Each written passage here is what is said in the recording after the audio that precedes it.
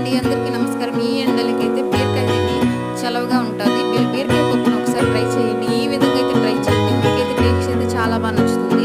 ముందుగా అయితే కందిపప్పుని ఒక గంట ముందు నానబెట్టుకొని 3 టైమ్స్ వాష్ చేసుకొని బీరకాయని లైట్గా పీల్ తీసేసుకొని బీరకాయని సన్న సన్న ముక్కగా కట్ చేసుకొని ఒక ఆనియన్, ఒక టమోటో, ఒక 7 పచ్చిమిర్చి ఇవన్నీ వేసి బాగా ఉడకబెట్టిన తర్వాత కొద్దిగా ఒక హాఫ్ స్పూన్ పసుపు అయితే వేసేసి పసుపు వేసిన తర్వాత కొద్దిగా చింతపండు వేసుకోవాలి. చింతపండు అన్నీ బాగా మగ్గిన తర్వాత అయితే రుచికి తగ్గట్టు ఉప్పు వేసుకొని వెనిపేసేసుకొని తర్వాత అయితే పోపుకి అయితే మనం తిరగమాత పెట్టేసుకున్నాం. ఒక 4 స్పూన్లు ఆయిల్ వేసుకోండి.